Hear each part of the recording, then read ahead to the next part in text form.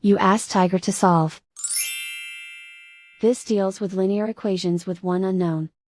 The final result is y equals 1/3. Let's solve it step by step. Group all y terms on the left side of the equation. Subtract 35y from both sides. Group like terms. Simplify the arithmetic. Group like terms. Simplify the arithmetic. Group all constants on the right side of the equation.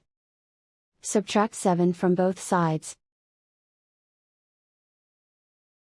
Simplify the arithmetic.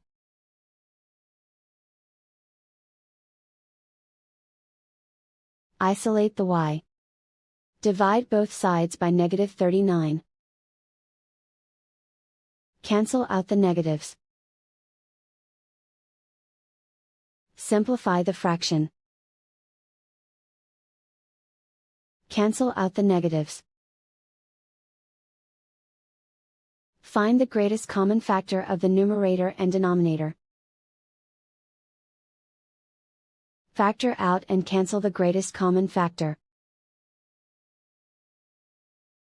And so the final result is y equals 1/3.